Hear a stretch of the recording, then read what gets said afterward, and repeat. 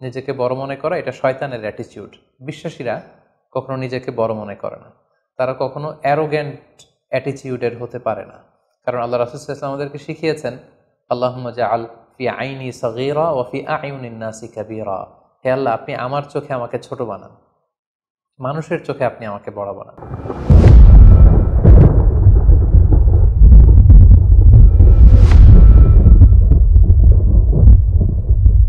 আসসালামু আলাইকুম ওয়া রাহমাতুল্লাহি ওয়া বারাকাতুহু। নাহমাদুহু ওয়া নুসাল্লি আলা রাসূলিহিল কারীম। আম্মা বা'দু ফাআউযু বিল্লাহি মিনাশ শাইতানির রাজীম। বিসমিল্লাহির রাহমানির রহিম। আদম আলাইহিস সালাম, তিনি হচ্ছেন আবুল বাশার, মানবমণ্ডলীর আদি পিতা। তিনি পৃথিবীর প্রথম মানুষ এবং প্রথম নবী। গোটা মানবমণ্ডলীর মধ্য থেকে আল্লাহ তাআলা আদম আলাইহিস সালামকে পৃথিবীর প্রথম মানুষ এবং প্রথম নবী হিসেবে বাছাই করেছেন। আর আমরা পৃথিবীতে যারা আছি, আমরা সবাই হচ্ছি বানি আদম বা আদম আলাইহিস সালামের বংশধর। আল্লাহ তাআলা আদম আলাইহিস সালামকে সৃষ্টি করার অনেক আগে এই পৃথিবীতে প্রথমে জিন তৈরি করেছিলেন। আল্লাহ তাআলা ইরশাদ করছেন, ওয়াল জান্না খলাকনাহু মিন ক্বাবলু মিন নারিস সামুম।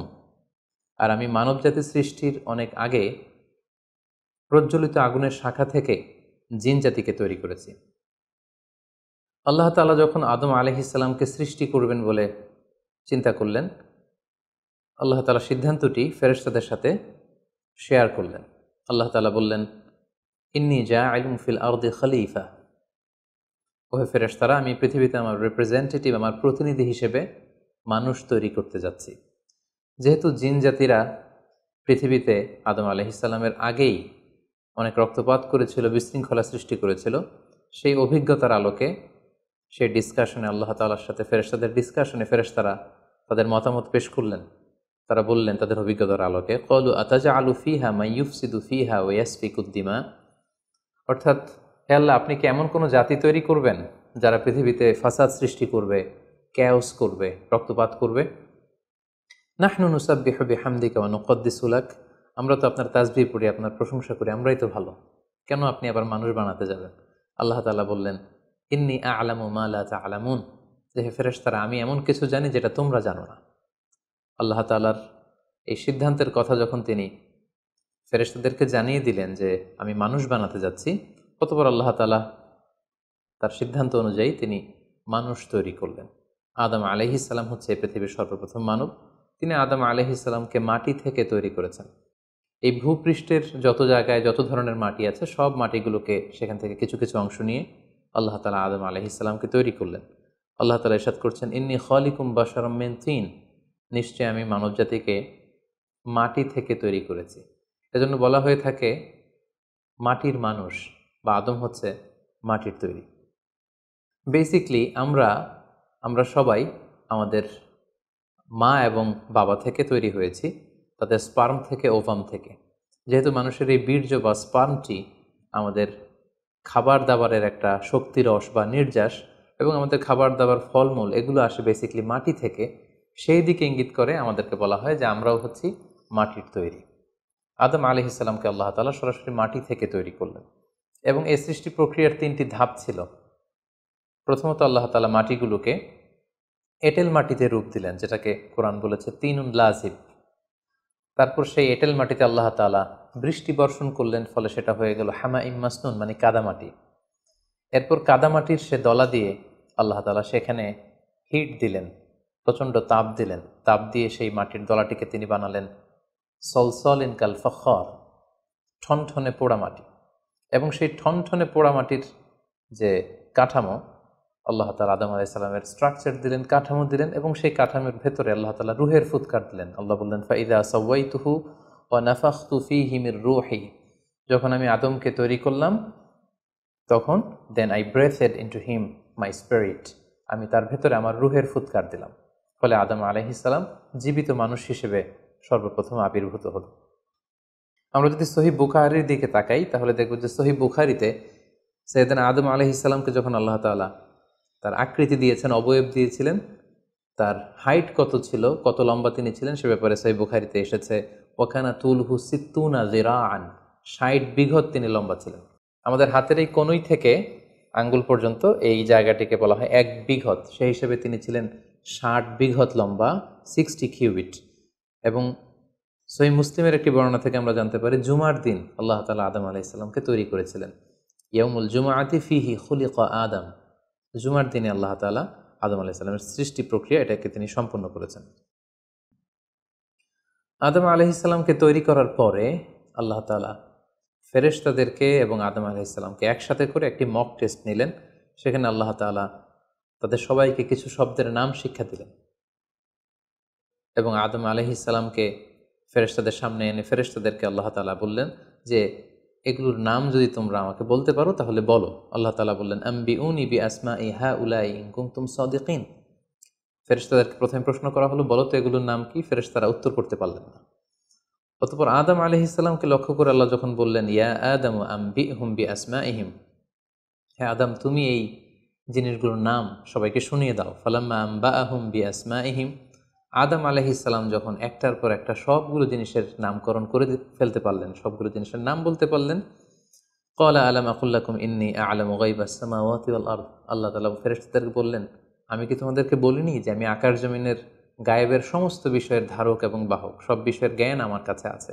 সো আদমকে আমি এমন কিছু স্পেশাল ফিচার দিয়ে তৈরি করেছি যেগুলো অ্যাঞ্জেলদের মধ্যে ল্যাকিংস ছিল, ফলে ফেরেশতারা সেগুলো জানার পরেও সেগুলোর নাম আল্লাহ তাআলাকে রিপিট করে বলে শোনাতে পারেনি। কিন্তু আদম আলাইহিস সালাম সবগুলো জিনিসের নাম একটার পর একটা তিনি বলে ফেলতে পারলেন এবং এ থেকে প্রমাণিত হয় যে আল্লাহ তাআলা এখানে ফেরেশতাদের অপারগতা এবং আদম আলাইহিস সালামের শ্রেষ্ঠত্বের প্রমাণ তিনি এখানে স্থাপন করলেন।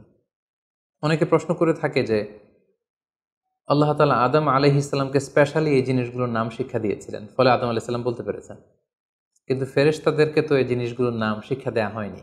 সো তারা কি করে বলবে? কোরআনের কোথাও এটা সুস্পষ্ট বলা হয়নি যে আল্লাহ তাআলা যখন এই জিনিসগুলোর নাম শিক্ষা দিচ্ছিলেন তখন আলাদা করে আদম আলাইহিস সালামকে শিক্ষা দিচ্ছিলেন।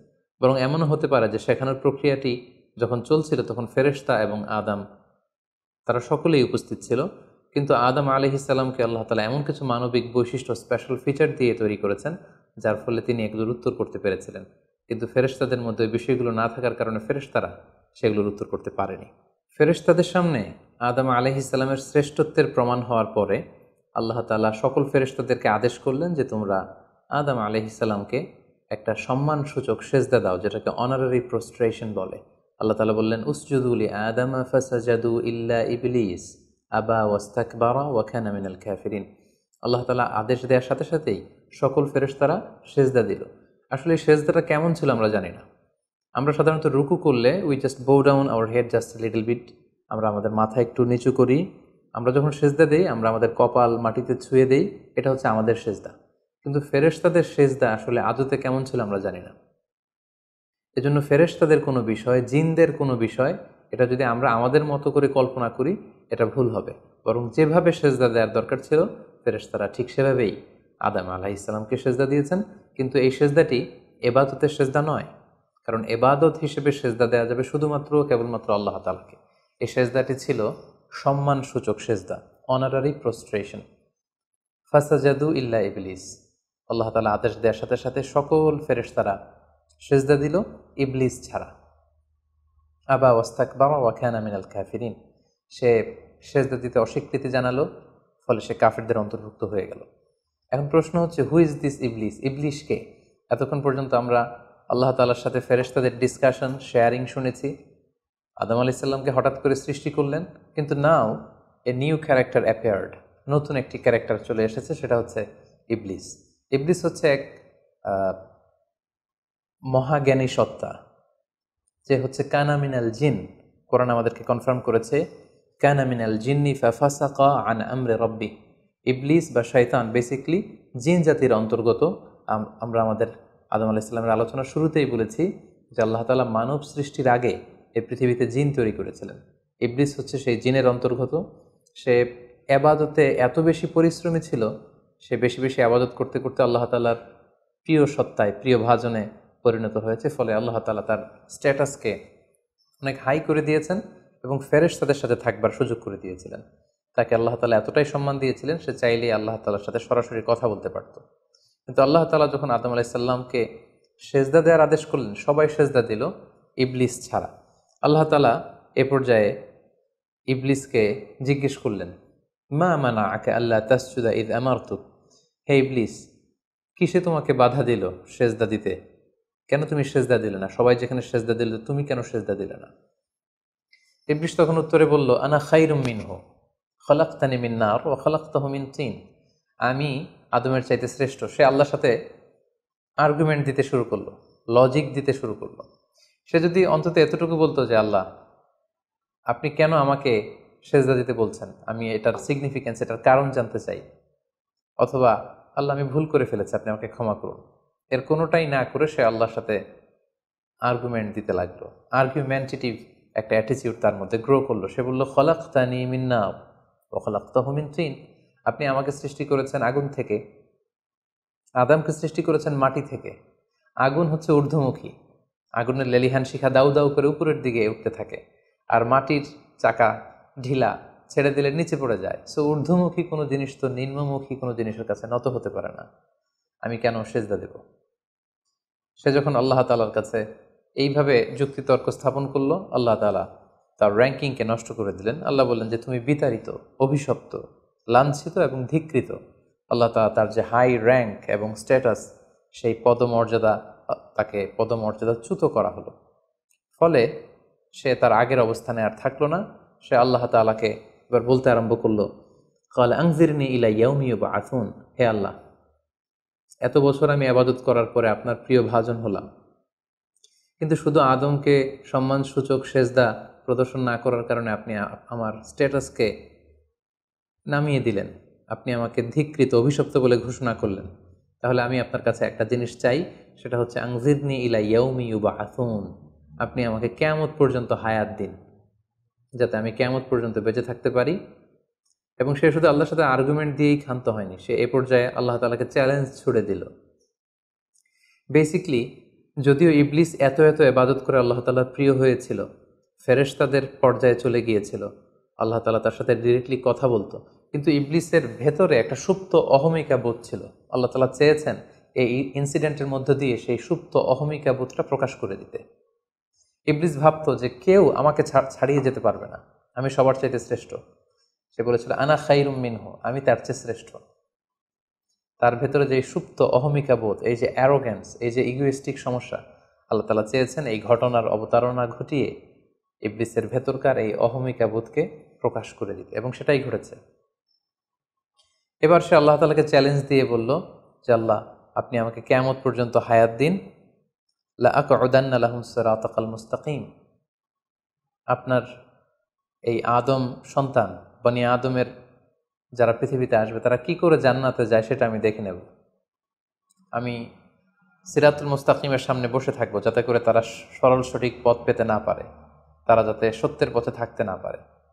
আমি তাদেরকে সুম্মা লাআতিয়ান্নাহুম মিন বাইনি আইদিহিম ওয়া মিন খালফিহিম ওয়া আন আইমানিহিম ওয়া আন শামাইলিহিম, সামনে থেকে, পেছন থেকে, ডান দিক দিয়ে, বাঁ দিক দিয়ে, সব দিক দিয়ে আমি তাদেরকে কুমন্ত্রণা দিব, ধোঁকা দিব, টেম্পটেশন দিব, হুইসপারিং করব।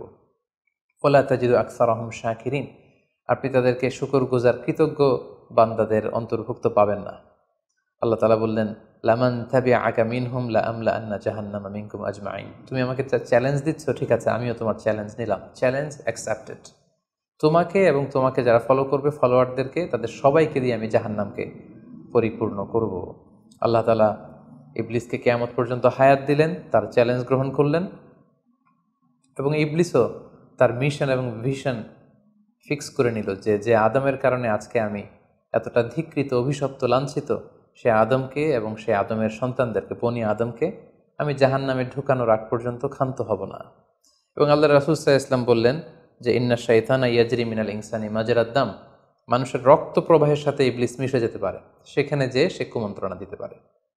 সেই ঘটনার পর থেকে আল্লাহ তাআলার সৃষ্টির, দুইটি শক্তিশালী সৃষ্টির মধ্যে তৈরি হয়ে গেল চিরশত্রুতা, চিরবিদ্বেষ, চিরদ্বন্দ্ব, শয়তান আর বনি আদম। আদম আলাইহিস সালামকে যখন সেজদা করতে বলা হলো, সবাই সেজদা করলো, কিন্তু ইবলিস সেজদা করলো না। এই ঘটনার পর আদম আলাইহিস সালাম কেমন যেন একটু একাকিত্ব এবং অস্থিরতা ফিল করতে লাগলেন, লোনলিনেস, কারণ তার কোনো সাথী নেই, সঙ্গী নেই, প্রতিবেশী নেই, বন্ধু নেই, বান্ধব নেই, কেউ নেই। মানুষ হিসেবে তিনি কেবল একা, বড়ই একা। তার এই অস্থিরতা, তার এই একাকিত্ব, তার এই লোনলিনেসকে আল্লাহ তাআলা বুঝতে পেরে তার একজন সঙ্গিনী তৈরি করলেন। তিনি হচ্ছেন হাওয়া আলাইহিস সালাম, এই পৃথিবীর প্রথম মানবী। এবং আল্লাহ তাআলা বললেন ওয়াজআলা মিনহা যাওজাহা লিয়াসকুনা ইলাইহা। আল্লাহ তাআলা তার থেকেই তার একজন সাথী, তার সঙ্গিনী তৈরি করলেন, যার সান্নিধ্যে যে স্থির হতে পারে, সে প্রশান্তি পেতে পারে। অন্যত্র আল্লাহ তাআলা বলছেন খালাকা মিনহা যাওজাহা ওয়া বাসসা মিনহুমা রিজালান কাসীরা ওয়া নিসাআ। আল্লাহ তাআলা আদমের মধ্য থেকেই তার সাথীকে বা তার জোড়াকে অর্থাৎ হাওয়াকে তিনি তৈরি করলেন, এবং এই আদম আর হাওয়া থেকে গোটা বিশ্বের সকল মানব মণ্ডলীকে তিনি তৈরি করেছেন। আদম আলাইহিস সালামের কোন জায়গা থেকে হাওয়া আলাইহিস সালামকে তৈরি করা হয়েছে? সহিহ বুখারীতে এসেছে খুলিকনা মিন তিলা, পাঁজরের হাড় থেকে।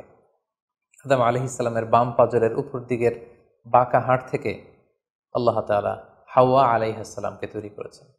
হাওয়া শব্দটি এসেছে আরবি শব্দ হাই থেকে। হাই মানে জীবিত, প্রাণবন্ত। যেহেতু জীবন্ত আদম থেকে ওনাকে সৃষ্টি করা হয়েছে, তাই তাকে হাওয়া বলা হয়।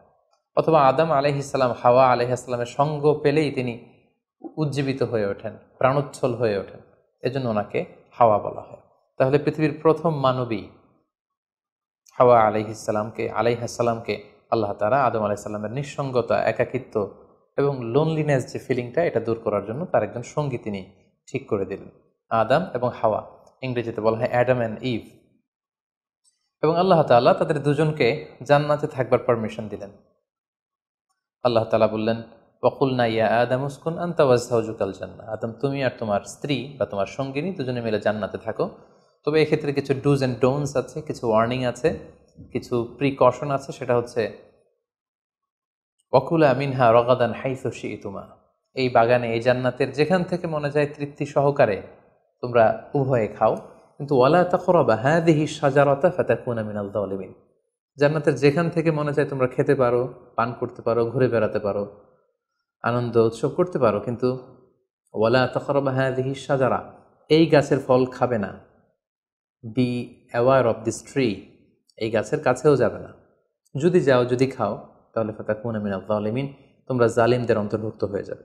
তাহলে আল্লাহ তাআলা আদম এবং হাওয়াকে জান্নাতে থাকার সুযোগ দিলেন, সেখানে কি করা যাবে কি করা যাবে না সেটা বাতলে দিলেন, ডুজ অ্যান্ড ডোন্টস দিলেন এবং ওয়ার্নিং দিয়ে দিলেন। কিন্তু তারপর যেটা ঘটলো সেটা হচ্ছে, আমরা জানি যে ইবলিস কিন্তু তার মিশন এবং ভিশনকে ফিক্স করে নিয়েছে যে সে আদমকে গুমরা করেই ছাড়বে, ধোঁকা দিয়েই ছাড়বে। এবং সে অনুপাতে সে সামহাও জান্নাতে ঢুকে আদম এবং হাওয়া আলাইহিস সালামকে উইসপারিং করে, টেম্পটেশন দিয়ে, কুমন্ত্রণা দিয়ে তাদেরকে বিভ্রান্ত করে ফেলল।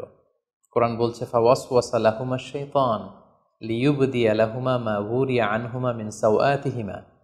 শয়তান তাদের দুজনকে টেম্পটেশন দিয়ে, কুমন্ত্রণা দিয়ে ধোঁকার মধ্যে ফেলে দিল। শয়তান এসে বলল, আমাকে আল্লাহ সৃষ্টি করেছেন অনেক আগে, তোমাদেরকে সৃষ্টি করার আগে আল্লাহ তাআলা আমাদেরকে জানিয়েছিলেন যে তোমাকে এবং হাওয়াকে আল্লাহ তাআলা এই জান্নাতে রাখতে চান না, তোমাদের দুজনকে আল্লাহ পৃথিবীতে পাঠিয়ে দিতে চান। কারণ এখানে তারাই থাকতে পারবে যারা ফেরেশতা, তোমরা ফেরেশতা নও। আর এখানে পার্মানেন্টলি থাকার জন্য, রেসিডেন্সিয়াল পারমিটের জন্য একটা জিনিস লাগে, সেটা হচ্ছে ওই গাছের ফল খেতে হয়। যারা ওই গাছের ফল খেয়ে ফেলবে তারা এখানকার চিরকালীন বাসিন্দা হয়ে যাবে, তারা কখনো পৃথিবীতে যাওয়া লাগবে না। সো এজন্য আল্লাহ তাআলা তোমাদেরকে ফল খেতে নিষেধ করেছেন ওই গাছে। তোমরা যদি ওই গাছের ফল খেয়ে ফেলো তাহলে তোমরা এখানকার চিরস্থায়ী অধিবাসী হয়ে যাবে। কোনোভাবেই আল্লাহ তাআলা তোমাদেরকে এখান থেকে তাড়াতে পারবেন না।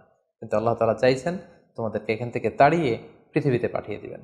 আমি তোমাদেরকে কসম করে বলছি, আমি তোমাদের ওয়েল উইশার, শুভাকাঙ্ক্ষী।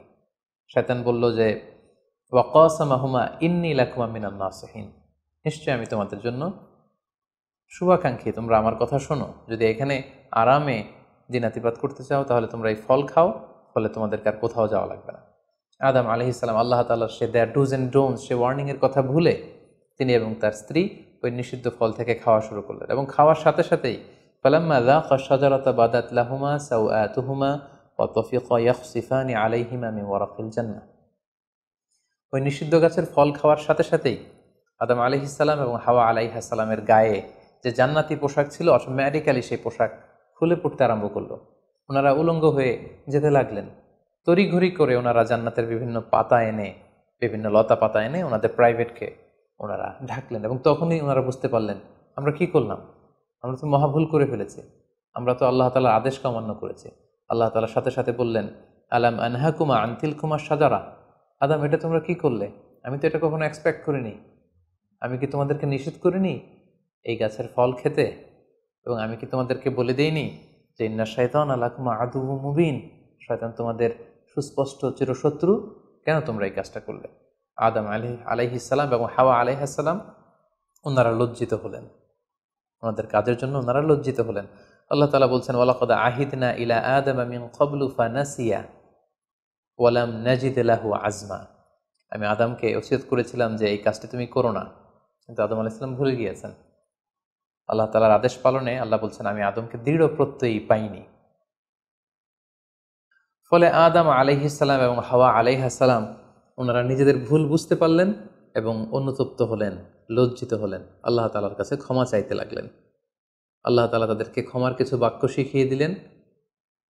ফাতালাক্কা আদামু মির রাব্বিহি কালিমাত, কিছু বাক্য শিখিয়ে দিলেন। সেই বাক্যগুলো কি ছিল? সেগুলো ছিল রব্বানা যালামনা আনফুসানা ওয়া ইল্লাম তাগফির লানা ওয়া তারহামনা লানাকুনান্না মিনাল খাসিরিন, হে আল্লাহ আমরা জুলুম করে ফেলেছি আমাদের নাফসের উপর, আমরা ভুল করেছি, আপনি যদি আমাদেরকে ক্ষমা না করেন, যদি রহম না করেন, আমরা তো ক্ষতিগ্রস্তদের অন্তর্ভুক্ত হয়ে যাব। আদম আলাইহিস সালাম এবং হাওয়া আলাইহিস সালাম উভয়ে অনুতপ্ত হলেন, লজ্জিত হলেন এবং চোখের পানি ছেড়ে এই দোয়াটি পড়ে পড়ে আল্লাহ তাআলার কাছে ক্ষমা চাইলেন, এবং আল্লাহ তাআলা তাদের উভয়কে ক্ষমা করে দিলেন। এবার আল্লাহ তাআলা তাদের দুজনকে বললেন, যেহেতু তোমরা আমার আদেশকে মান্য করতে পারোনি, সেজন্য তোমাদেরকে পৃথিবীতে চলে যেতে হবে। ইহবিতু বা'দুকুম লিবা'দিন আদু, তোমাদেরকে পৃথিবীতে নামিয়ে দেয়া হলো। ওয়ালাকুম ফিল আরদি মুস্তাকাররু ওয়া মাতাউন ইলা হিন, এই পৃথিবী হবে তোমাদের আবাসস্থল, এই পৃথিবীতে অনেক জীবন উপকরণ তোমাদের জন্য থাকবে। ফিহা তাহিয়াউন ও ফিহা তামুতুন ও মিনহা তুখরুজুন, you live there, you die there, and you will be resurrected from there. তোমরা পৃথিবীতে বসবাস করবে, পৃথিবীতেই তোমাদের মৃত্যু হবে, এবং এই পৃথিবীর কবর থেকেই, মাটি থেকেই তোমাদেরকে আবার আমি পুনরুত্থান করব, and this is my decision. Adam আলাইহিস সালাম এবং হাওয়া আলাইহিস সালাম পৃথিবীর প্রথম মানব এবং মানবীকে জান্নাত থেকে আল্লাহ তাআলা পৃথিবীতে নামিয়ে দিলেন, এবং আল্লাহ বললেন যে তোমাদেরকে নামিয়ে দিয়ে আমি ক্ষান্ত হচ্ছি না।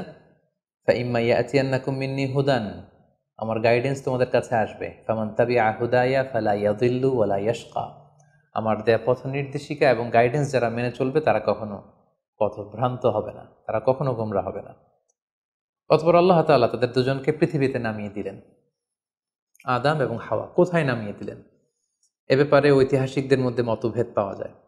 কিছু কিছু ঐতিহাসিকগণ বলেন যে আদম আলাইহিস সালামকে মক্কা এবং তায়েফের মাঝখানে দাহনা নামক একটা জায়গায় আল্লাহ নামিয়ে দিয়েছেন।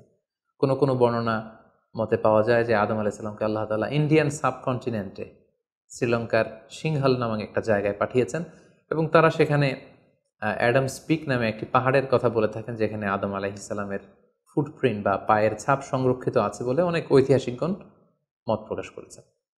হাওয়া আলাইহিস সালামকে সৌদি আরবের জেদ্দা নগরীতে আল্লাহ তাআলা নাজিল করেন বলে অনেক ঐতিহাসিকগণ মতামত দিয়েছেন। তাহলে তারা পৃথিবীর এক এক দিকে এক একজন, অনেক দিন পরে তারা দুজন সৌদি আরবের জাবালে রাহমা, যেখানে বিদায় হজের ভাষণ দিয়েছিলেন আল্লাহ রাসূল সাল্লাল্লাহু আলাইহি ওয়াসাল্লাম, ময়দানটাকে বলা হয় ময়দানুল আরাফাত, আরাফাতের ময়দানে ওনারা আবার রিইউনাইটেড হয়েছেন এই পৃথিবীর বুকে।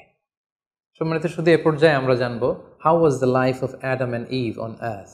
এই পৃথিবীতে আদম আলাইহিস সালাম এবং হাওয়া আলাইহিস সালামের একেবারে পৃথিবীর শুরুর দিকের জীবন পরিক্রমাটা কেমন ছিল, হাউ ওয়াজ দেয়ার লাইফ, কীভাবে তারা তাদের জীবন অতিবাহিত করেছেন।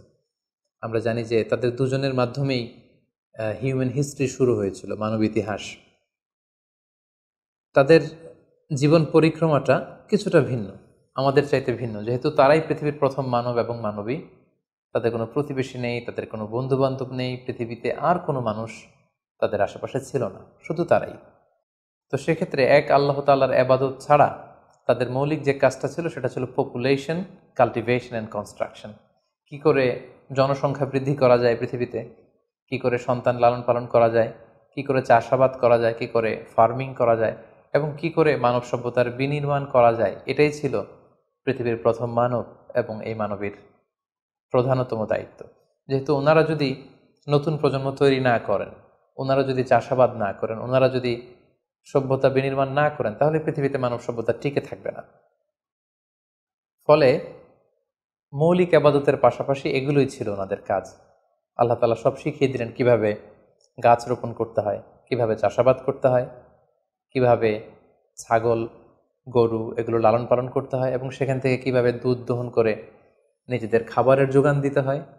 বেসিকলি আদম আলাইসাল্লামের কাছে যে সহিফাগুলো নাজিল হয়েছিল, সেখানে শরীয়তের মূলনীতির চাইতে কিভাবে পৃথিবী আবাদ করতে হবে এই বিষয়গুলোই বেশি স্থান পেয়েছিল। এক্ষেত্রে সবচেয়ে মজার ব্যাপার হচ্ছে আদম আলাইহিস সালামের এই জীবন পরিক্রমার সবচেয়ে গুরুত্বপূর্ণ একটি মজার বিষয় হচ্ছে যে কিছুদিন পরেই তাদের কুলকে আলোকিত করে, তাদের সংসারকে আলোকিত করে নতুন প্রজন্ম আসতে শুরু করলো। এবং আদম আলাইহিস সালাম এবং হাওয়া আলাইহিস সালামের মাধ্যমে যে সন্তানরা পৃথিবীতে আসতো, তারা ছিল অলওয়েজ টুইন বেবি বা যমজ সন্তান হিসেবে আসতো। সর্বপ্রথম আল্লাহ তাআলা তাদেরকে একটি সন্তান, একটি ছেলে সন্তান এবং একটি মেয়ে সন্তান দিয়ে ধন্য করলেন, এবং তারা তাদের নাম রাখলেন, ছেলেটির নাম রাখলেন কাবিল, মেয়েটির নাম রাখলেন আকলিমা। এবং তারপরের বছর আবারও হাওয়া আলাইহিস সালাম গর্ভবতী হয়ে সন্তান জন্ম দিলেন। সেক্ষেত্রেও একটি ছেলে একটি মেয়ে, কারণ এই ছেলে মেয়েদের বিয়ে দেওয়ার তখন পদ্ধতি ছিল, এই বছর যেই ছেলে জন্মগ্রহণ করেছে সেই ছেলের সাথে পরের বছরের মেয়ের বিয়ে হতো, এবং এই বছর যে মেয়ে জন্মগ্রহণ করেছে তার সাথে পরের বছরের ছেলের সাথে এভাবে ক্রসিং সিস্টেমে বিয়ে হতো। যেহেতু পৃথিবীতে আর কোনো মানুষ তাদের আশেপাশে ছিল না, ফলে নিজেদের ভাই বোনদের মধ্যে বিয়ে হতো, তবে ওলটপালট করে। তো এর ফলে বাই ডিফল্ট আদম আলাইহিস সালামের ছেলে কাবিলের ভাগ্যে এসে জুটল তার পরের টার্নের যে বোন জন্মগ্রহণ করেছে হাবিলের সাথে, তার নাম ছিল লাবুদা। লাবুদার সাথে কাবিলের বিয়ে হবে এবং হাবিলের সাথে ইকলিমার বিয়ে হবে, এটাই ফিক্স করা হলো। কিন্তু এখানে একটি সমস্যা দেখা দিল, সেটি হচ্ছে ইকলিমা ছিল খুবই সুন্দরী, she was a very beautiful lady. ফলে কাবিল এটা মেনে নিতে পারেনি। সে প্রশ্ন উত্থাপন করলো যে কেন আমি লাবুদাকে বিয়ে করব? লাবুদা হচ্ছে কিছুটা শ্যামলা প্রকৃতির, আমি তাকে বিয়ে করব না, বরং আমার সাথে আমার যে বোন জন্মগ্রহণ করেছে সে ইকলিমাকে আমি বিয়ে করব। আদম আলাইহিস সালাম বললেন, না, এটা আল্লাহর দেয়া আদেশ। তোমার সাথে তোমার যে যমজ বোন জন্মগ্রহণ করেছে তাকে তুমি বিয়ে করতে পারবে না, বরং তোমার পরে হাবিল এবং লাবুদা যে জন্মগ্রহণ করেছে সে লাবুদা হবে তোমার স্ত্রী, এবং তোমার সাথে তোমার যে বোন আকলিমা জন্মগ্রহণ করেছে সে আকলিমা হবে হাবিলের স্ত্রী। কিন্তু কাবিল এটা সহজে মেনে নিতে পারেনি। ফলে সে এখানে প্রশ্ন উত্থাপন করলো এবং সে বলল যে আমি আকলিমাকে বিয়ে করতে চাই। দেখা দিল এক মহা সমস্যা। তখন আল্লাহ তাআলা আদম আলাইহিস সালামকে জানিয়ে দিলেন, ঠিক আছে, হাবিল এবং কাবিলকে কোরবানি করতে বলো, যার কোরবানি কবুল হবে সেই আকলিমাকে পাবে। এবং তখন কোরবানির সিস্টেম ছিল, কোরবানি করে চলে আসার পরে আকাশ থেকে আগুন এসে যেই কোরবানিকে ঝলসে দিত, সেই কোরবানিটা আল্লাহ তাআলার কাছে কবুল হয়েছে বলে ধরে নেওয়া হতো। আদম আলাইহিস সালামের ছেলে কাবিল বেসিকলি চাষি ছিল, সে এক বস্তা গম আল্লাহ রাস্তায় কোরবানি করলো। আর হাবিল সে মেষ চড়াতো, ছাগল চড়াতো, সে একটি বকরি জবাই করে আল্লাহ রাস্তায় কুরবানি করলো, এবং তারা অপেক্ষা করতে লাগলো যে কার কুরবানি কবুল হয়। দেখা গেল আকাশ থেকে আগুন এসে হাবিলের বকরি বা ছাগলটাকে ঝলসে দিয়েছে, কিন্তু কোনো আগুন এসে কাবিলের গমের বস্তাকে বা গমের স্তূপকে ঝলসে দেয়নি। ফলে প্রমাণিত হলো যে হাবিলের কুরবানি আল্লাহ তাআলার দরবারে কবুল হয়েছে, এবং আল্লাহ তাআলার দেয়া আগের বিধান অনুযায়ী হাবিলই আকলিমাকে বিয়ে করার সুযোগ পাবে। এই কথাটি আল্লাহ তাআলা খুব সুন্দর করে কোরআনুল কারীমে উল্লেখ করেছেন। আল্লাহ বলছেন, ফাতুকুব্বিলা মিন আহাদিহিমা ওয়া লাম ইউতাকাব্বাল মিনাল আখার। তাদের একজনের কোরবানি কবুল হলো, আরেকজনেরটি হলো না। ফলে হাবিল আকলিমাকে বিয়ে করার সুযোগ পেল। কিন্তু কাবিল এতে আরো প্রচণ্ড জেলাসি ফিল করতে লাগলো। সে হিংসায় জ্বলে পুড়ে অত্যন্ত রেগে গিয়ে বলল, লা আক্তুলান্নাক, হাবিল আমি তোমাকে হত্যা করব, তোমাকে হত্যা করে হলেও আমার সুন্দরী বোন আকলিমাকে আমি ছিনিয়ে নিব। তখন হাবিল বলতে লাগলো যে লাইম বাসাত্তা ইলাইয়া ইয়াদাকা লিতাকতুলানি মা আনা বিবাসিতি ইয়াদি ইলাইকা লিআকতুলাক। অর্থাৎ, হে কাবিল, তুমি যদি আমাকে হত্যা করতে অগ্রগামী হও, হাত বাড়াও, আমি আমার হাতকে বাড়াবো না তোমাকে আঘাত করার জন্য। কারণ তুমি যদি আমাকে হত্যা করো তাহলে আমার পাপ, তোমার পাপ সবটাই তোমার ঘাড়ে বর্তাবে, আর আমি এত বড় পাপ কাজ কখনোই করতে চাই না। কাবিল এই কথাতেও ক্ষান্ত না হয়ে সে হত্যা করতে উদ্ধত হলো এবং সে তার কথা মতো তার ভাই হাবিলের উপর চড়াও হয়ে আক্রমণ করে তার আপন ভাই হাবিলকে সে হত্যা করে ফেলল। কোরআন বলল ফাকাতালাহু ফাসবাহা মিনাল খাসিরিন, কাবিল হাবিলকে হত্যা করে ফেলল। প্রতিহিংসার অনলে জ্বলে পুড়ে শয়তানের কুমন্ত্রণায় পৃথিবীর প্রথম হত্যাকাণ্ড, the first murder ever in the world, পৃথিবীর প্রথম হত্যাকাণ্ড সংঘটিত হলো এবং হত্যাকারী ছিল আদম আলাইহিস সালামের ছেলে কাবিল এবং এই পৃথিবীর প্রথম নিহত মানুষের নাম হচ্ছে হাবিল। সহিহ বুখারীতে আল্লাহ রাসূল সাল্লাল্লাহু আলাইহি ওয়াসাল্লাম ইরশাদ করেছেন, আউয়ালু মান সান্নাল কতলা, কাবিল হচ্ছে ওই ব্যক্তি যে পৃথিবীতে সর্বপ্রথম হত্যার ট্র্যাডিশন চালু করেছে। কাবিলের আগে কেউই পৃথিবীতে হত্যাকাণ্ড ঘটায়নি, ফলে হাবিল হচ্ছে পৃথিবীর প্রথম শহীদ বা প্রথম নিহত মানুষ। এবং কাবিল যেহেতু এই হত্যার ট্র্যাডিশন করেছে, এই মার্ডারের ট্র্যাডিশন করেছে, ফলে পৃথিবীতে যারাই এই বিচার বহির্ভূত হত্যা বা অন্যায়ভাবে কাউকে হত্যাকাণ্ডের সাথে জড়িত হবে তার একটি পার্সেন্টেজ গুণা কিয়ামত পর্যন্ত কাবিলের ভাগেও এটি যেতে থাকবে। এখন যে মজার ব্যাপারটি ঘটেছে সেটি হচ্ছে, কাবিল যখন হাবিলকে আক্রমণ করেছে, হাবিলকে নিহত করেছে, হত্যা করেছে, হত্যা করার পরে হাবিল লাশ হয়ে শুয়ে রইল। কারণ কাবিল যখন হাবিলকে আক্রমণ করেছে, হাবিলের গা থেকে যখন ব্লিডিং হয়েছে, সে ছটফট ছটফট করতে করতে এক পর্যায়ে মারা গেল। কিন্তু মারা যাওয়া কাকে বলে এটাও পৃথিবীর কেউ জানতো না। কাবিল নিজেও বুঝতে পারেনি যে এইভাবে আমি আঘাত করলে হাবিল এইভাবে মরে যাবে, তার ব্লিডিং হবে। মৃত্যু কি এটা তারা জানে না, কারণ এই পর্যন্ত এই পৃথিবীতে কেউ তো মারা যায়নি। ফলে সে দেখলো যে কিছুক্ষণ আগে আমার ভাই হাবিল আমার সাথে কথা বলছিল, এখন হাবিল আর কথা বলে না, চুপ করে শুয়ে আছে, নড়ে না চড়ে না। কাবিল তার ভাইকে কাঁধে নিয়ে ঘুরতে লাগলো। কি করবে, সে কথা বলে না কেন? কারণ এটা যে মৃত্যু, দিস ইজ দ্য ডেথ, এটা তাদের জানা ছিল না। এবং তার ভাইয়ের লাশকে সে কি করবে সে নিজে বুঝতে পারছিল না। তখন হাবিলকে শিক্ষা দেওয়ার জন্য আল্লাহ তাআলা একটি কাককে পাঠালেন। ফাবাআসাল্লাহু গুরাবান ইয়াবহাসু ফিল আরদি লিউরিয়াহু কাইফা ইউয়ারি সাওআতা আখি। দুটি কাক এসে একটি কাক আর একটি কাককে হত্যা করলো এবং হত্যাকারী কাকটি তার ঠোঁট দিয়ে তার পা দিয়ে মাটি খুঁড়ে গর্ত করে সেই গর্তের ভেতরে মৃত কাকটিকে ফেলে আবার মাটি দিয়ে ঢেকে ফেলল। এই দৃশ্যটি হাবিল দেখে বুঝতে পারল যে কাবিল দেখে বুঝতে পারলো আমাকেও একই কাজ করতে হবে।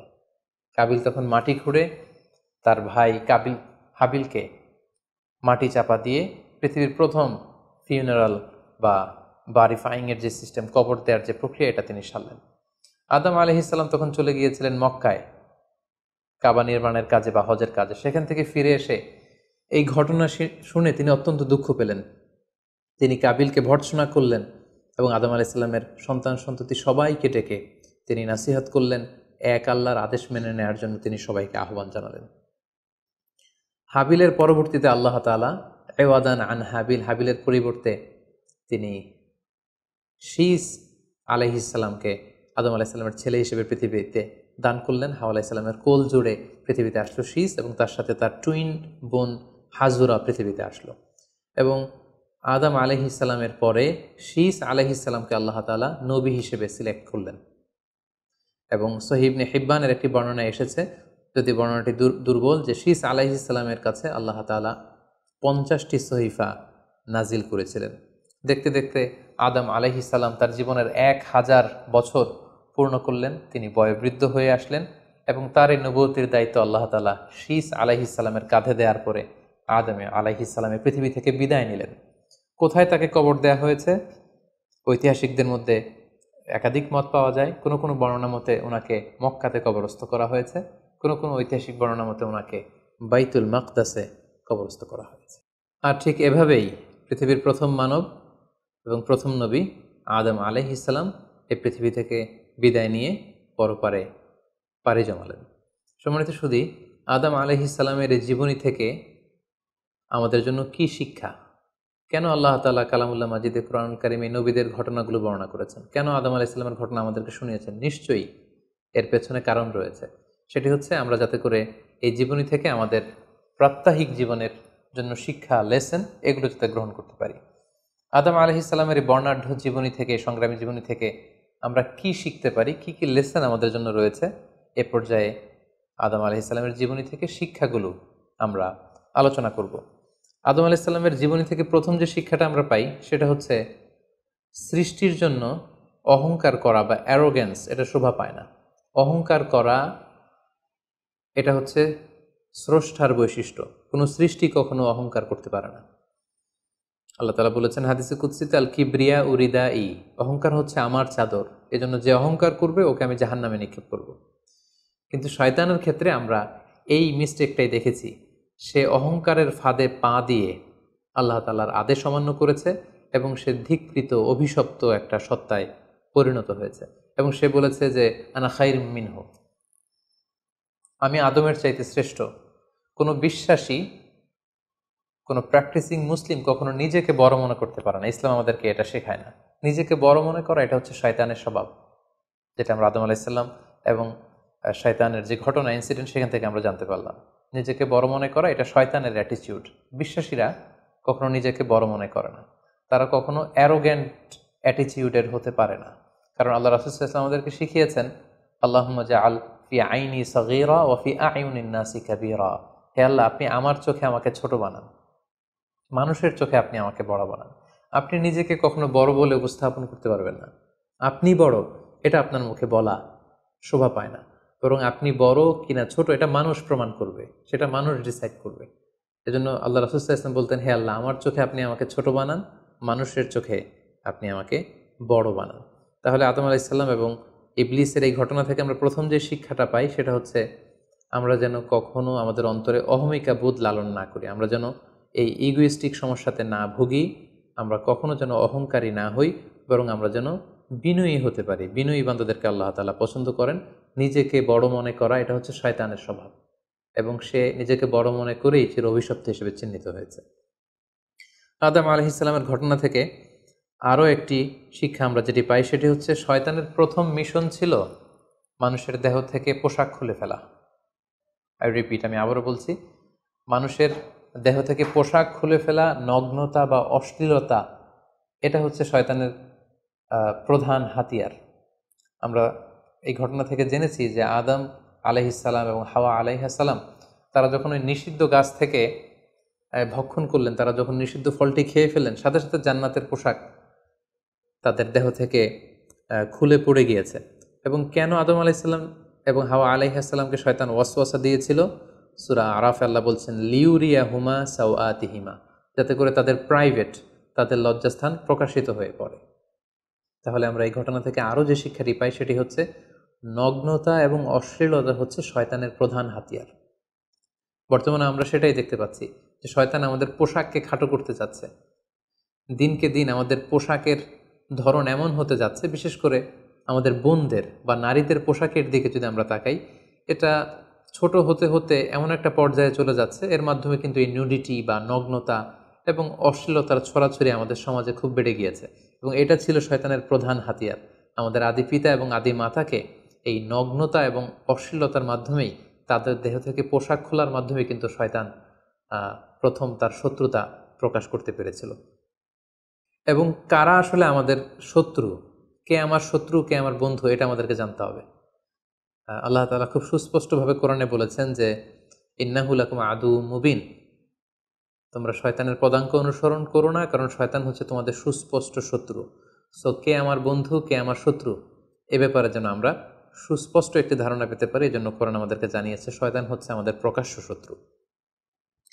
আদম আলাইহিস সালামের এই স্টোরি থেকে আমরা আরও একটি শিক্ষা পাই, সেটা হচ্ছে আল্লাহ তাআলা যখন জান্নাতে আদম এবং হাওয়া আলাইহিস সালামকে থাকার সুযোগ দিলেন, আল্লাহ বললেন ওয়ালা তাকরাবা হাযিহি শাজারা, খবরদার, যেটা মনে চায় খাও, কিন্তু ওই গাছের কাছেও যেও না। আল্লাহ তাআলা কিন্তু বলেননি ওই গাছের ফল খেও না, আল্লাহ বলেছেন কাছেও যেও না। এটা একটা কোরআনিক টার্ম, কাছেও যাওয়া যাবে না। ফল খাওয়া তো দূর কি বাত, ওই গাছের ফল খাওয়া তো অনেক পরের কথা, আগে কাছে গেলেই না ফল খাওয়া না খাওয়ার প্রসঙ্গটা আসে। এজন্য আল্লাহ তাআলা সাবধান করে বলে দিয়েছিলেন কাছেও যেও না। এটা কোরআনের একটা টার্ম। অশ্লীলতার ব্যাপারে যখন আল্লাহ আমাদেরকে সাবধান করেছেন, আল্লাহ বলেছেন ওয়ালা তাকরাবুজ জিনা, অশ্লীলতার কাছেও যেও না। যেখানে আল্লাহ তাআলা আমাদেরকে শিখাচ্ছেন যে কাছেও যেও না, কিন্তু আমরা আমাদের দেশে কাছে আসার গল্পের নাম কিন্তু এখন শুনছি। আমরা মোস্ট রিসেন্টলি কিছু বছর আগে ক্লোজ আপ ওয়ানের কাছে আসার দুর্দান্ত সব গল্প নিয়ে তারা কিছু প্রোগ্রাম করেছিলেন, সেখানে তরুণ তরুণীদেরকে খুব বেশি কাছে আসার জন্য তারা একে অপরের কাছে আসা, লাভ স্টোরিগুলো শেয়ার করা, এগুলো তারা প্রমোট করেছে। কিন্তু তার বিপরীতে কোরআনিক পয়েন্টস অফ ভিউ যদি আমরা দেখি, সেখানে কিন্তু আমরা ভিন্ন কনসেপশন দেখতে পাই। সেখানে কোরআন আমাদেরকে বলেছে যে কাছেও যাওয়া যাবে না, তোমরা কাছেও যেও না। সো এই বিষয়টি যেন আমরা মনে রাখবার চেষ্টা করি। আদম আলাইহিস সালামের ঘটনা থেকে আরও একটি শিক্ষা আমরা পাই, সেটা হচ্ছে শয়তান সবসময় আমাদেরকে অস্থির বানাতে চেষ্টা করে। মানে আমার আরও লাগবে, আমার আরও চাই, আমার আরও পেতে হবে। যেমন জান্নাতে নিঃসন্দেহে আদম এবং হাওয়া আলাইহিস সালামের জন্য কোনো অভাব ছিল না, সব কিছু সেখানে ছিল। তারপরেও কেন তাদেরকে যেটাকে নিষিদ্ধ করা হয়েছে ওই ফল কেন খাওয়া লাগবে? শয়তান এসে সেই কাজটাই করেছে। শয়তান বোঝাতে যাচ্ছে তোমাদের আরও লাগবে, আরও। এই অফুরন্ত খাবার এবং নাজ নেয়ামতে তোমাদের হবে না, বরং যেটা আল্লাহ নিষেধ করেছে ওইটাতেই যেতে হবে। সো এটা হচ্ছে শয়তানের একটা ধোঁকা দেওয়ার পদ্ধতি। শয়তান সবসময় আমাদেরকে আরও চাই, আমাদের আরও লাগবে, আরও পাওয়ার জন্য শয়তান আমাদেরকে উৎসাহিত করে। এরকম আরও আরও করে যখন আমরা এসবের পেছনে ছুটতে থাকি, ফলে আমরা অস্থির হয়ে উঠি। শয়তান কখনোই চায় না আমরা যেন প্রশান্ত চিত্তের অধিকারী থাকি, আমরা যেন ধীরস্থির থাকি। আপনি যখনই ধীরস্থির হবেন, আল্লাহর সিদ্ধান্তে যখন আপনি সন্তুষ্ট হবেন, তখনই আপনার মনে একটা প্রশান্তি চলে আসবে। ফলে আপনি তখন আল্লাহকে নিয়ে ভাবার সুযোগ পাবেন, আপনার জীবনকে নিয়ে সন্তুষ্ট হবেন। তখন আপনার মধ্যে একটা কামনেস, একটা ট্রাঙ্কুইলিটি চলে আসবে। কখনোই শয়তান এটা চায় না, বরং শয়তান সবসময় একটা প্রতিযোগিতার মধ্যে রেখে আরও লাগবে, আরও চাই, এরকম একটা উন্মাদনা, অস্থিরতা শয়তান সবসময় আমাদের মধ্যে ছড়িয়ে দিতে চায়। এই গল্প থেকে আমরা আরও একটি জিনিস শিখতে পারি, সেটা হচ্ছে দ্য পাওয়ার অফ দোয়া। দোয়ার যে কত বড় শক্তি। একটু খেয়াল করে দেখুন যে আল্লাহ তাআলা শয়তানের দোয়াও কিন্তু ফিরিয়ে দেয়নি, কিন্তু আমরা অল্পতে নিরাশ হয়ে যাই। শয়তান বলেছিল, আল্লাহ তুমি আমাকে চিরকাল বেঁচে থাকার সুযোগ দাও, লম্বা হায়াত দাও। আল্লাহ এই দোয়া কবুল করলেন। শয়তান বললেন, আল্লাহ আমি ডানে বায়ে সামনে পেছনে সব দিক থেকে যেন আদম এবং হাওয়াকে, মানুষকে কুমন্ত্রণা দিতে পারি, তুমি সুযোগ দাও। আল্লাহ সুযোগ দিলেন, আল্লাহ দোয়া কবুল করলেন। শয়তান বলল, আল্লাহ আমি যেন মানুষের শিরায় উপশিরায় রক্তের প্রবাহের ভেতরে ঢুকে যেন আমি টেম্পটেশন দিতে পারি। আল্লাহ তাআলা এটাও কবুল করলেন। তো যে আল্লাহ তাআলা শয়তানের দোয়া কবুল করে ফেলতে পারেন, সে আল্লাহ তাআলাকে আমাদের দোয়া কবুল করবেন না? অবশ্যই করবেন। তো সেক্ষেত্রে দোয়ার মতো দোয়া করতে হবে। সিনসিয়ার দোয়া ইজ লাইক এ মিসাইল। আপনি যদি সিনসিয়ারলি দোয়া করেন, এটা মিসাইলের মতো। মিসাইল হামলা করলে যেমনি লক্ষ্যবস্তুতে যে ভেদ করে, তেমনি দোয়ার মতো যদি দোয়া করা যায়, চাওয়ার মতো যদি আল্লাহ তাআলার কাছে চাওয়া যায়, সেই দোয়াটাও আল্লাহ তাআলা কবুল করবেন। দোয়া ইটস অ্যান আর্ট, এটা একটা শিল্প। কেমন করে চাইতে হয়, কেমন করে দোয়া করতে হয়, সেটাও জানতে হয়। সো আমরা যখন আল্লাহ তাআলার কাছে চাইবো, আমরা যেন খুব সিনসিয়ারলি চাই। 5 নম্বর যেই শিক্ষাটি আমরা পাই, সেটা হচ্ছে রিপেন্টেন্স, অনুতপ্ত হওয়া। শয়তানও আল্লাহর আদেশ অমান্য করেছে, আদম আলাইহিস সালামও আদেশ অমান্য করেছে। আল্লাহ বলেছেন সেজদা দাও, শয়তান সেজদা না দিয়ে আদেশ অমান্য করল। আল্লাহ তাআলা আদমকে বলেছেন এই গাছের কাছে যেও না, আদম আলাইহিস সালাম ভুল করে খেয়ে তিনিও আদেশ অমান্য করলেন। পার্থক্যটা কোথায়? পার্থক্য হচ্ছে শয়তান ভুল করে সে ভুলের উপর অটল থেকে গিয়েছিল, অহংকার করেছিল। কিন্তু আদম আলাইহিস সালাম ভুল করে তিনি অনুতপ্ত হয়েছিলেন। শয়তান ভুল করে ভুলের উপর স্থির থাকে, আর আল্লাহর প্রিয় বান্দারা ভুল করে তারা আল্লাহ তাআলার কাছে ক্ষমা চায়। আমরা মানুষ হিসেবে আমাদের ভুল হতেই পারে, এটা খুবই স্বাভাবিক। কুল্লুকুম খাত্তা, তোমরা সবাই পাপী, ওয়া খায়রুল খাত্তাইনা তাওয়াবুন। এই পাপীদের মধ্যে সবচেয়ে শ্রেষ্ঠ পাপী হচ্ছে যে পাপী পাপ করার পরে আল্লাহ তাআলার কাছে তওবা করে, অনুতপ্ত হয়। অনুতপ্ত বান্দার চোখের পানির যে কত পাওয়ার, জাহান্নামের আগুন কোনো কিছু দিয়ে নেভানো সম্ভব না, কিন্তু অনুতপ্ত বান্দার চোখের পানি দিয়ে জাহান্নামের আগুন নিভে যায়। একজন বান্দা যখন ভুল করে, পাপ করে, ভুল বুঝতে পেরে অনুতপ্ত হয়ে চোখের পানি ছাড়ে, তার চোখের পানি চোখ বেয়ে, তার নাকের ডগা বেয়ে মাটিতে পড়ার আগেই আল্লাহ অনুতপ্ত বান্দার সব গুনাহ মাফ করে দেন। তাই আমরা যেন আল্লাহ তাআলার কাছে অনুতপ্ত হতে পারি। শয়তান আল্লাহকে সেদিন চ্যালেঞ্জ দিয়ে বলেছিল, আল্লাহ আমি দেখে নেব কি করে তুমি তোমার বান্দাদেরকে জান্নাতে ঢুকাও। আল্লাহ তাআলা বললেন, চ্যালেঞ্জ অ্যাকসেপ্টেড, তোমার চ্যালেঞ্জকে আমিও গ্রহণ করলাম। তুমি আজীবন আমার বান্দাদেরকে ধোঁকা দিবে, কিন্তু আমার বান্দা যখন অনুতপ্ত হয়ে চোখের পানি ছেড়ে ক্ষমা চাইবে, আমি জীবনের সব গুনাহ মাফ করে দেব। সো অনুতপ্ত হয়ে আল্লাহর কাছে চাওয়ার এই সুযোগকে যেন আমরা নষ্ট না করি। আমরা যেন ভুল করলে আল্লাহ তাআলার কাছে ক্ষমা চাই, আমরা যেন তাওবা করে ফিরে আসি। 6 নম্বর যে শিক্ষাটি আমরা আদম আলাইহিস সালামের গল্প থেকে পাই সেটা হচ্ছে our life is full of struggle. আমাদের জীবনটা হচ্ছে খুবই স্ট্রাগল করে এই জীবনটাকে লিড করতে হয়। এখানে অনেক ইফোর্ট দিতে হয়। দুনিয়াকে বলা হয় দারুল আসবাব, পরিশ্রম করে লড়াই করে নিজের অবস্থানকে এখানে জানান দিতে হয়। প্রতিকূল পরিবেশে কিভাবে আপনি টিকে থাকবেন, দুর্যোগ মোকাবেলা করে কিভাবে আপনি টিকে থাকবেন, সেটার শিক্ষা কিন্তু এই পৃথিবীতে আছে। যেমন আদম আলাইহিসসালাম, হাওয়া আলাইহিসসালাম যখন পৃথিবীতে এসেছেন, তাদের জন্য সব কিছু যে একেবারে প্রিপেয়ার্ড ছিল ব্যাপারটি এমন নয়। ওনাদেরকে কষ্ট করতে হয়েছে, ওনাদেরকে চাষাবাদ করতে হয়েছে, মেষ পালন করতে হয়েছে, গাছ রোপণ করতে হয়েছে, ঝড় ঝঞ্ঝা বন্যা, এই প্রতিকূল পরিবেশে তাদেরকে টিকে থাকার লড়াই করতে হয়েছে। ফলে এই পৃথিবীতে টিকে থাকতে হলে লড়াই করতে হয়, সংগ্রাম করতে হয়। এই জীবনটা হচ্ছে সংগ্রামময় একটা জীবন। ফলে আদম আলাইহিস সালামের এই সংগ্রামী জীবন থেকে আমরা এটাও বুঝতে পারি যে এখানে আমাদেরকে টিকে থাকার জন্য লড়াই করে করে নিজের অস্তিত্বের জানান দিতে হবে। সর্বশেষ আদম আলাইহিস সালামের জীবনী থেকে যে আমরা শিক্ষাটি পাই সেটা হচ্ছে এই পৃথিবীতে অনেক ধরনের ফিতনা আছে, এর মধ্যে নারী ঘটিত ফিতনা একটি বড় ধরনের ফিতনা, এবং এই পৃথিবীর প্রথম যে হত্যাকাণ্ড সেটা নারী ঘটিত কারণেই হয়েছে। এবং সহিহ মুসলিম আল্লাহ রাসূল সাল্লাল্লাহু আলাইহি ওয়াসাল্লাম বলেছেন, ফাইন্না আউওয়ালা ফিতনাতি বানি ইসরাইল কানাত ফিন্নিসা, বনি ইসরায়েলের প্রথম ফিতনাও নারীদের ব্যাপারেই ঘটেছে। এবং আল্লাহ রাসূল বলেছেন, আমার পরে তোমাদের জন্য নারীদের ফিতনার চাইতে বড় কোনো ফিতনা আমি রেখে যাইনি। ফলে এই নারী ঘটিত ফিতনা থেকে আমাদেরকে সাবধান থাকতে হবে। বর্তমানেও যখন আমরা পত্রপত্রিকা খুলি, প্রায় কিন্তু আমরা এই ধরনের অশ্লীলতা, নগ্নতা, ধর্ষণের মতো জঘন্য ঘটনার কথা আমরা শুনি। এতে করে আমরা বুঝতে পারছি যে নারী ঘটিত ফিতনাটা আসলেই অনেক বড় ফিতনা। এক্ষেত্রে আসলে নারীদেরকে ব্লেম করা হচ্ছে না, এক্ষেত্রে উভয়ই সমানভাবে অপরাধী। নারী পুরুষ উভয়কে আল্লাহ তাআলা তাদের চোখকে অবনমিত রাখতে বলেছেন। এই হাদিস দ্বারা এটা প্রমাণ হয় না যে নারীদেরকে ব্লেম করা হচ্ছে, বরং ঘটনাটা যেহেতু নারী কেন্দ্রিক, সেহেতু নারী ঘটিত ফিতনার কারণে পৃথিবীতে প্রথম হত্যাকাণ্ড ঘটেছে, এবং এখনও এ জাতীয় ঘটনার কারণে অনেক ধরনের ফাসাদ ফিতনা সমাজে ছড়িয়ে পড়ছে। সো আমাদেরকে আদম আলাইহিস সালামের জীবনী থেকে আরও একটি শিক্ষা হচ্ছে, এই নারী ঘটিত ফিতনা থেকে বেঁচে থাকার জন্য নারী পুরুষ উভয়কেই তাদের নজর বা দৃষ্টির লাগাম টেনে ধরতে হবে। দৃষ্টিকে যদি আমরা নিয়ন্ত্রণ করতে না শিখি তাহলে ফিতনা কমানো সম্ভব না। আল্লাহ রাসূল সাল্লাল্লাহু আলাইহি ওয়াসাল্লাম বলেছেন, আন নাযার সাহমুন মিন সিহামি ইবলিস, দৃষ্টি হচ্ছে শয়তানের বিষ মাখানো তীরবানের মধ্য থেকে একটি তীর। এই বিষ মাখানো তীর দিয়ে শয়তান নারী পুরুষকে কাবু করে অশ্লীলতার পথের দিকে নিয়ে যায়। সম্মানিত শুধু এই ছিল আদম আলাইহিস সালামের সংগ্রামী জীবন কাহিনী এবং ওনার জীবনী থেকে আমাদের জন্য কিছু লেসন বা শিক্ষা। আল্লাহ তাআলা আমাদের সবাইকে নবীদের রেখে যাওয়া পথ এবং মতে, তাদের অনুসৃত পথে আমাদেরকে পরিচালিত করুক। আসসালামু আলাইকুম ওয়া রাহমাতুল্লাহি ওয়া বারাকাতুহু।